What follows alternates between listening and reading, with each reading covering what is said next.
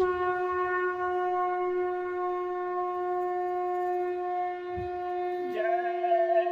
गुरुदेव। जय गुरुदेव।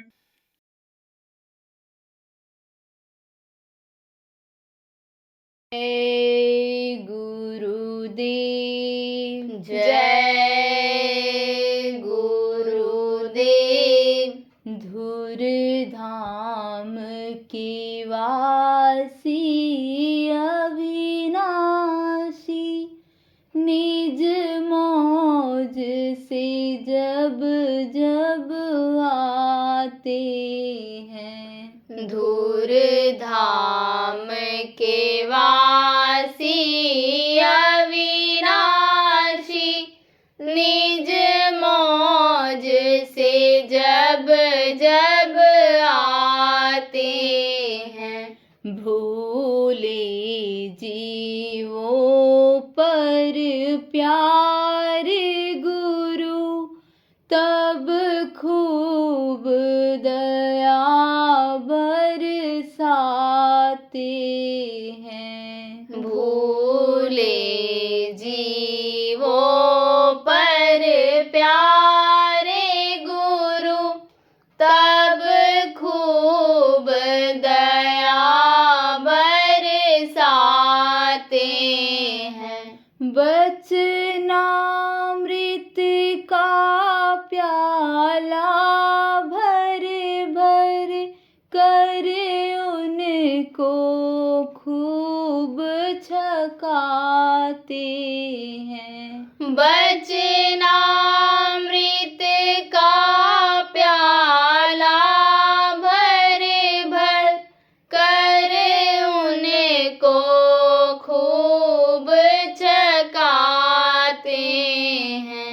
निज आशिक मत वाला करके अपनी फरमान सुनाते हैं। निज आशिक मत वाला करके अपने फरमान सुनाते हैं।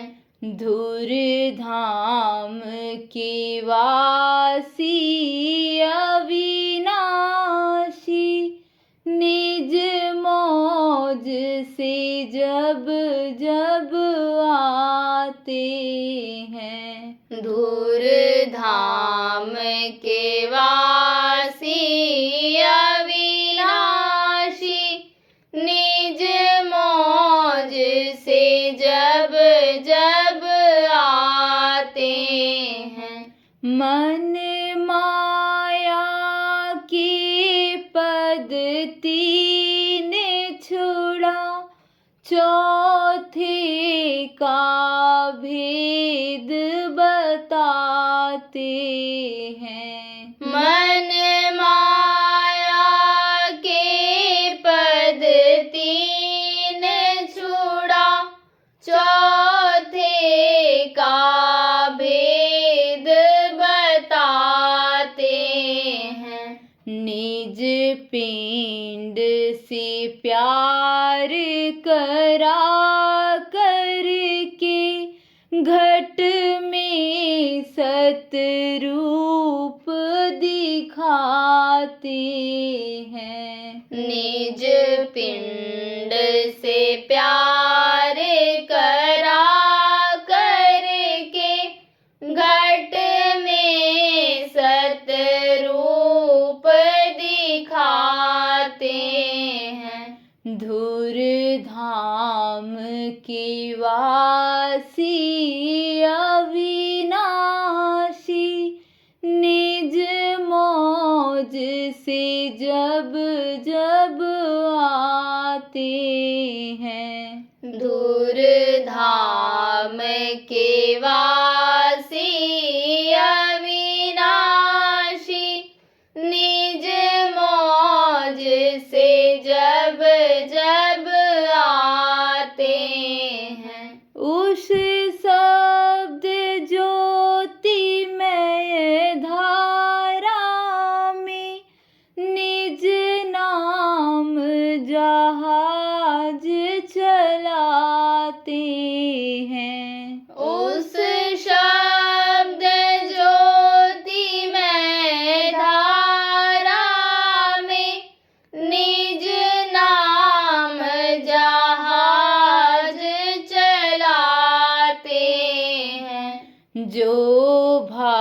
भाग्यवान चढ़ जाते हैं, वे निज घर अपना पाते हैं। जो भाग्यवान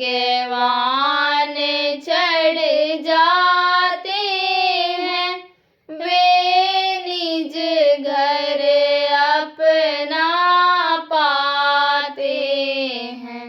जो चढ़ ना सके या छोड़ गिरे, वे भाग्यहीन कहलाते हैं। जो चढ़ ना सके या छोड़ गिरे, वे भाग्यहीन कहलाते हैं।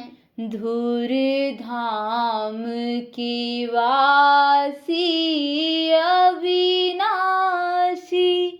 निज मौज से जब जब आते हैं। धूर धाम के वासी अविनाशी, निज मौज से जब जब आते हैं।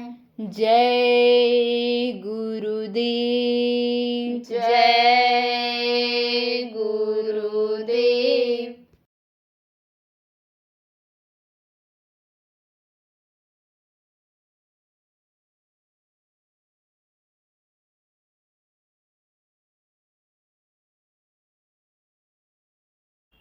गोस्वामी जी महाराज जिन्होंने रामायण लिखा, घर घर में जो पढ़ा जाता है,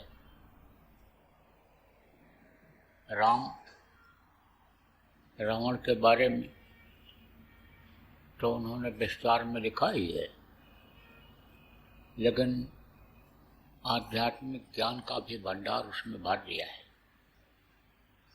बाहर से जो उन्होंने आंखों से देखा और अनुभव किया मनुष्य शरीर में, उसको तो उन्होंने लिखा ही है, लेकिन अंदर की आंख से जो उन्होंने देखा उसके बारे में भी उन्होंने विस्तार से लिखा है।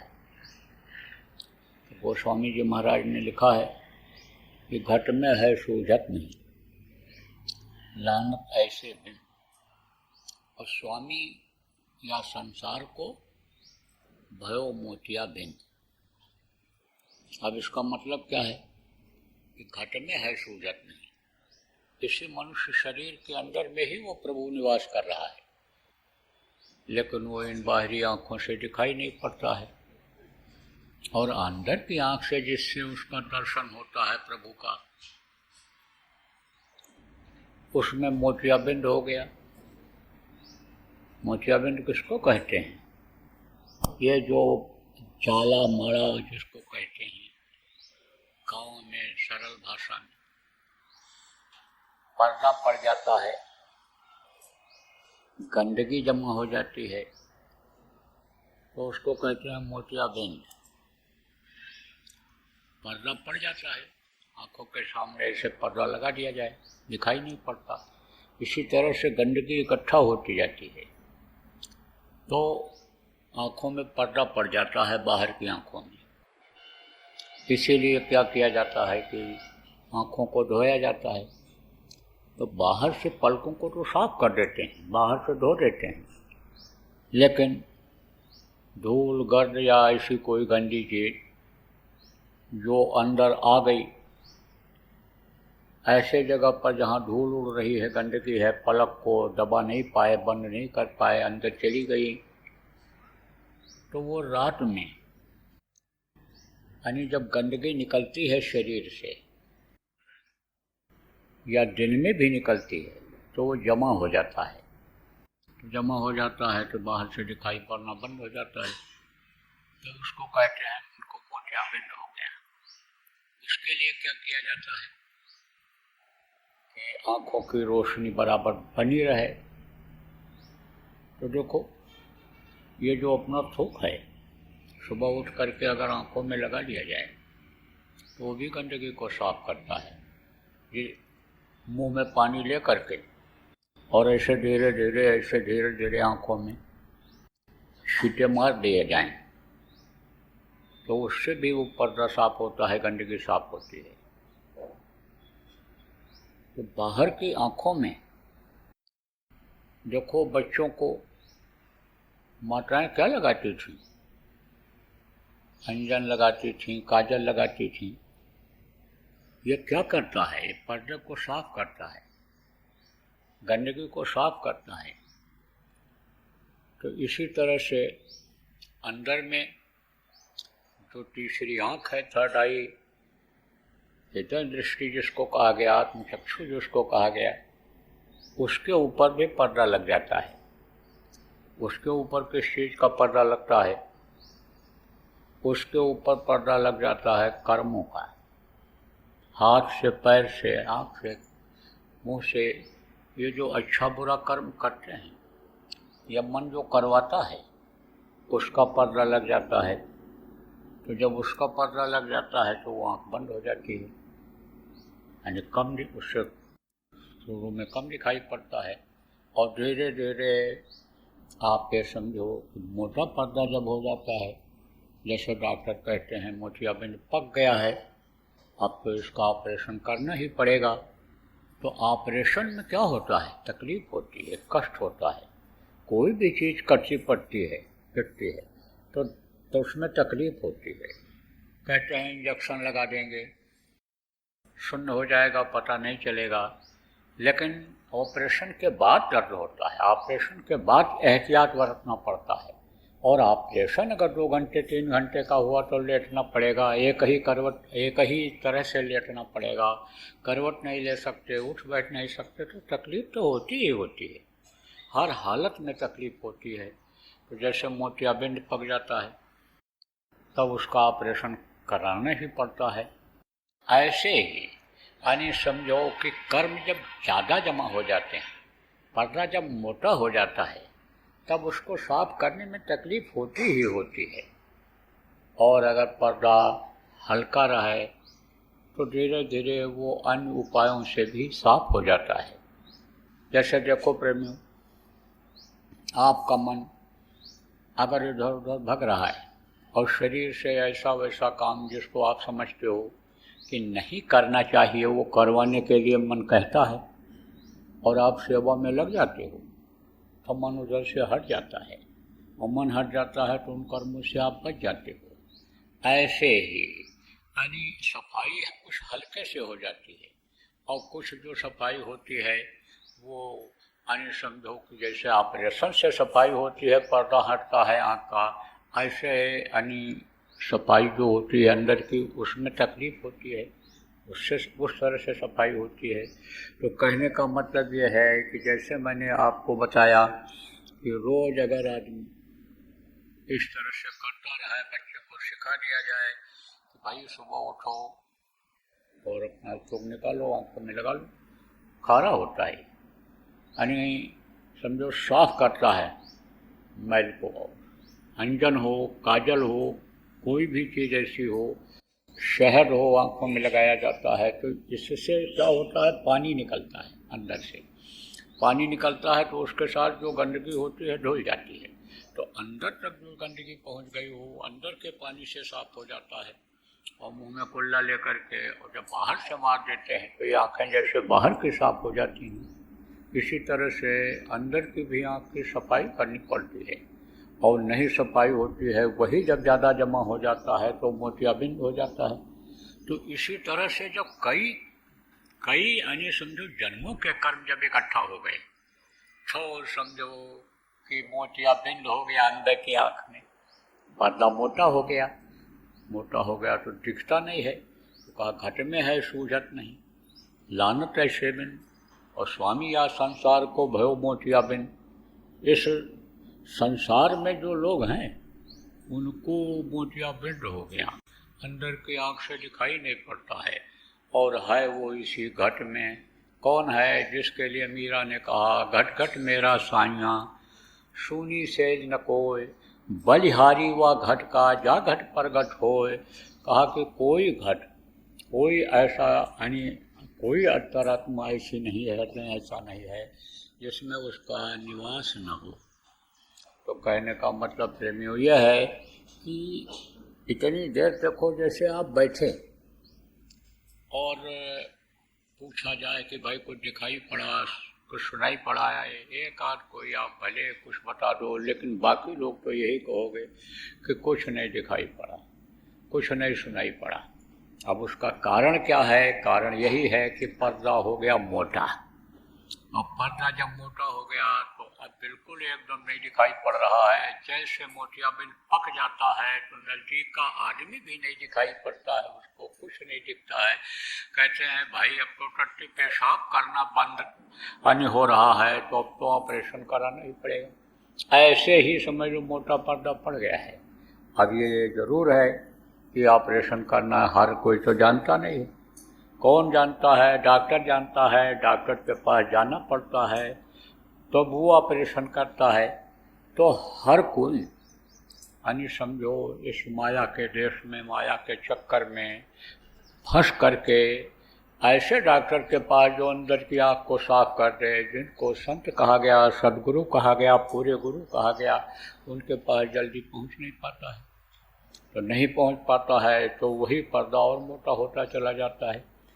तो प्रेम, हम सब लोग भाग्यशाली हैं कि जिनको समर्थ गुरु मिले और अंदर की आँख साफ करने का एक तरह से अंजन मिला, मृदु अंजल जिसको कहा गया। श्री गुरुपद नक मणिगण ज्योति सिमरत दिव्य दृष्टि है होती। और समझो कि गुरुपद अंजन यानी समझो कि गुरु का पद मिल गया है, जो यानी समझो कि अंजन का काम करता है, यानी सफाई करता है अंदर का, तो गुरु मिल गए।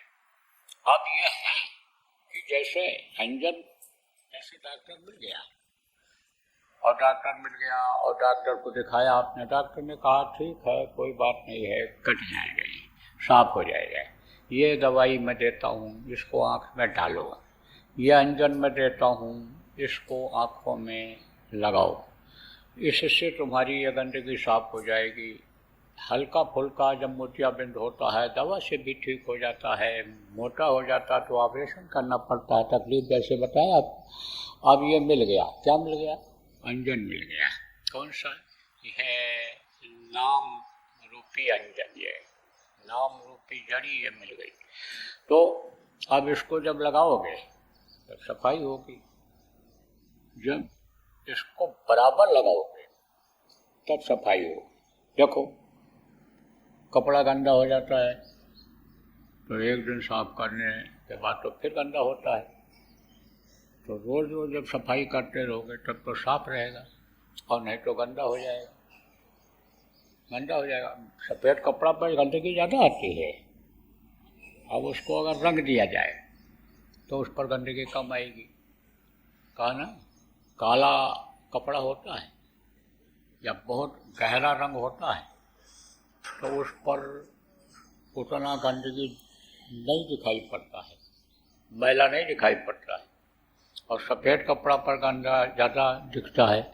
तो जब यानी समझो कि रंग गहरा हो जाएगा सब कुछ गंदगी दिखेगी भी कम। तो रंग कैसे गहरा होगा? ये हृदय कैसे रंगेगा?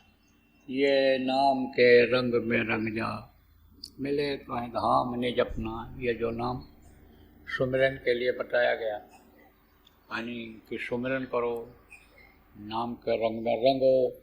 रंगने का मतलब क्या है? कहे बोले भाई वो तो उसे अपने अपने रंग में रंग गए हमारे लड़के। कोई दारू पीने के रंग में चला गया, कोई कहता है सर जो है जुआ खेलने के रंग में चला गया, कोई कहता है तो घुमक्कड़ ऐसे हो गया, कोई कहता है कि यानी भैया व्यापार हमारा लड़का करता है, अब उसको फुर्सत नहीं है, सुबह उठता है चला जाता है दुकान खोल लेता, रात को 11 बजे लौटता है। कोई कहता है सुबह सुबह जा कर के हमारा लड़का दफ्तर में बैठ जाता है, अब तो वो उसी रंग में रंग गया। बड़ा मुश्किल है। ऐसे ही नाम के रंग में जब रंग जाओगे नाम का रंग जब गाढ़ा हो जाएगा तब फिर आप समझो दुनिया का और कोई रंग या मन चढ़ा नहीं पाएगा, और नहीं तो यह मन इस शरीर का राजा हो गया है और ये तरह तरह के रंग में यह रंग देता है, और उसी में यह जीवन आदमी का जो अनमोल है, जिसकी कोई कीमत नहीं है, सांस जो अनमोल हैं ये खर्च हो जाते हैं, ये मनुष्य शरीर अनमोल है, इसकी कोई कीमत नहीं लगाई जा सकती है, ये दुर्लभ है, ये जल्दी मिलता नहीं है, इसका समय बेकार चला जाता है। क्यों? इसीलिए कि आदमी भटक जाता है, भटका देता है। कौन भटका देता है? ये हमारा आपका यह मन ही भटका देता है। मन इस शरीर पर हुकूमत करने लग गया। मन जो चाहता है वो कराता है। मन ये धोखा दे देता है, मन ये बेईमानी करा देता है, मन ये छल कपट करा देता है, छल यानी कपटी बना देता है, दुष्ट बना देता है। मन का बड़ा लंबा विस्तार है। कहा ना, गोचर जहाँ मन लग जाए, यानी समझो कि जहाँ तक यह मन दौड़ता है वहाँ तक माया का पसारा है, और माया फंसा देती है। क्यों? क्योंकि माया के हाथ में है मन की डोर, तो मन उसी तरह से अन्य आदमी को भरमा देता है। और मन की डोर बहुत तक है। आप समझो जेती लहर समुद्र की, तैती मन की डोर। जैसे समुद्र की लहरें बराबर चलती हैं, और समुद्र कहाँ तक है किसी को कुछ पता है कहाँ तक है? समुद्र ही समुद्र है दुनिया में, समझ लो एक तरह से। 1/4 हिस्सा यह धरती है, बाकी तो सब पानी ही पानी है, समुद्र ही समुद्र है। तो जहाँ तक लहर जाती है यानी समुद्र की, वहाँ तक मन की दौड़ है। और अगर मन रुका तो किसके रोकने से रुका? जो साधना में पूरे हो गए, जो संत गति को पा गए, मन उन्हीं के कब्जे में आया, उन्हीं के रोकने में रुका। और नहीं तो साधारण आदमी की कोई औकात नहीं है कि मन के ऊपर काबू पा ले। तो बड़े बड़े योगी, जति, सन्यासी और जितने भी यानी समझो कि इस तरह के लोग हुए, महान लोग हुए, मन सबके अंदर रहा और मन यानी ही उनको चलाता रहा। मन ही देखो भगत सिंह को फांसी पर लटका दिया, अशफाक उल्ला खां, राजेंद्र लाड़ी को फांसी पर लटका दिया। मन ने ही देखो यानी समझो कि राम और रावण की लड़ाई करा दिया। मन ही देखो रावण को जानते हुए भी कि अवतारिक शक्ति आ गई है और वो धर्म की स्थापना करेगी, लेकिन मन ही उसका मोड़ देता रहा। कारण क्या रहा? यही खान पान। जब वो गलत कर लेता था तब बुद्धि के ऊपर उसके असर पड़ जाता था, फिर उसका मन यानी उधर से हट जाता था, ज्ञान की तरफ से हट जाता था। जो उसको ज्ञान था, 4 वेद, 6 शास्त्र, 18 पुराण का ज्ञान था, उस ज्ञान को भूल जाता था, ज्ञान की तरफ से हट जाता था और राक्षसी प्रवृत्ति उसके अंदर आ जाती थी। तो प्रेमियों, कहने का मतलब ये है कि खान पान सही रखो। खान पान में जब गड़बड़ी हो जाती है तब यह मन वही काम कराता है। क्या काम कराता है? खाने का, सोने का, घूमने का और शरीर के अंगों से अन्य काम करने का, जिससे पाप बनते हैं, विकार आते हैं, जिससे मैल जमा होती है अंदर की आँख पर, वही कर्म कराता है ये मन। तो खान पान पर ध्यान रखो, गंदी चीज़ें अंदर अब जाने न पावें, और कोई भी चीज़ खाओ पियो सोच समझ करके कैसा है, क्या है, इसका असर मन के ऊपर कैसा पड़ेगा आप खुद देख लो। 3 घंटा 4 घंटा बैठ करके भजन करो और बहुत बढ़िया मन रहेगा, क्योंकि मन उधर लग गया, इधर से हटाया आपने उधर लग गया, प्रभु की तरफ लग गया, अपने घर की तरफ लग गया। समझो कि जहाँ आपको जाना है शरीर छोड़ करके जाने के लिए, यानी जहाँ आपको लक्ष्य बनाना है कि शरीर जब छूटेगा तो हम वहाँ जाएंगे, समझा, उधर जब लगता है मन तो बहुत बढ़िया रहता है, शुद्ध रहता है, इधर उधर ध्यान रखता है। लेकिन आप समझो कि जब कोई चीज़ पेट में पड़ जाती है तो उसी तरह का मन हो जाता है। कहा गया ना, जैसा खाओ अन्न वैसा होवे मन, जैसा पियो पानी वैसी होवे वाणी। आपको सुनाया गया था, जो बराबर सत्संग सुनते रहते हो आपको याद होगा, वो पठान, मोदी पठान का सुनाया गया था कि चोरों का चुराया हुआ अन्न का भोजन करके आया था, भोजन भंडारा किया था चोरों ने कि भाई 5 कुंटल चुराया है, 1 कुंटल चलो भंडारा करने में खर्च कर दें, खिला दें लोगों को कि जिससे क्षमा हो जाए। तो कहा करके आया था तो बुद्धि खराब हो गई। तो ध्यान रखने की जरूरत रहती है। और इधर उधर से यानी शरीर के अंगों से जो जान अनजान में बन जाए कर्म, तो उसकी सफाई के लिए ये जरूरी है सुमिरन, ध्यान और भजन। और ये चीज़ न भूले उसके लिए यानी सत्संग सुनना जरूरी है। तो सत्संग और सेवा और भजन, ये 3 चीज़ याद रखना चाहिए, इसको नहीं भूलना चाहिए। जिस तरह से लैट्रिन जाना नहीं भूलते हो, खाना नहीं भूलते हो, आराम करना नहीं भूलते हो, बाहर जाते हो अपना घर नहीं भूलते हो, अपने बाल बच्चों को, अपनी रोजी रोटी को नहीं भूलते हो, उसी तरह से इसको मत बोलो। बराबर तीनों चीज़ें याद रखो कि सत्संग भी सुनना है जिससे जानकारी कुछ मिलेगी, मैदाई जिससे कटेगी, गंदगी साफ होगी, वो भी ज़रूरी है। और ध्यान भी ज़रूरी है, भजन भी ज़रूरी है। और ध्यान भजन में मन न लगे तो उसका जो विकल्प खोल दिया गया, बना दिया गया, सेवा करो, तो सेवा भी ज़रूरी है।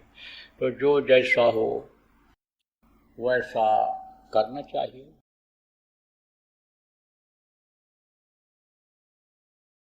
हिंदी तिथि के अनुसार भंडारा अपने लोग करते हैं, जानते हो। गुरु महाराज भी हिंदी तिथि से ही भंडारा अपने गुरु महाराज का करते थे। तो गुरु महाराज का भंडारे की तिथि आ रही है अगले महीने में, अगले यानी मई के बाद जो जून आएगा उसमें 2, 3 और 4 जून को कार्यक्रम भंडारे का उज्जैन में होगा। तो उसकी करो आप सब लोग तैयारी, और आप भी आओ, कोशिश करो परिवार वालों को भी लाने के लिए, रिश्तेदारों को भी, हित मित्रों को भी लाने की कोशिश करो, क्योंकि उस वक्त पर गुरु की दया बरसती है।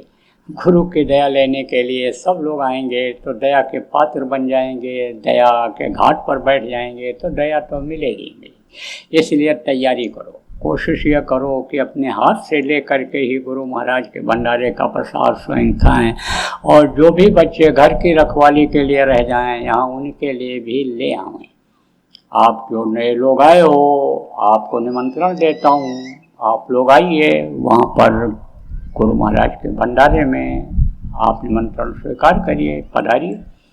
कुछ लोग वहाँ पहुँच जाओ पहले से, व्यवस्था के लिए, इंतजाम के लिए, कैंप लगाने के लिए अपने, कि जो लोग बाद में आवें उनको पानी पाखाना खाना की कोई दिक्कत ना हो, इसलिए आप वहाँ पहले पहुँच करके इंतजाम देख लो। जय गुरुदेव। सरकारी व गैर सरकारी अनुदान के लिए बिना सत्संगियों के सहयोग द्वारा जनहित के कार्यों में लगी हुई बाबा जय गुरुदेव धर्म विकास संस्था का मुख्यालय पिंगलेश्वर रेलवे स्टेशन के सामने मक्सी रोड, उज्जैन, मध्य प्रदेश में है। यहाँ पर सत्संग व नामदान का कार्यक्रम होता रहता है। अतः आप श्रोताओं से अनुरोध है कि बाबा उमाकांत जी महाराज के आश्रम उज्जैन एक बार परिवार सहित जरूर पधारिएगा। आपके सुझाव के लिए व्हाट्सएप नंबर 9575600700। जय गुरुदेव।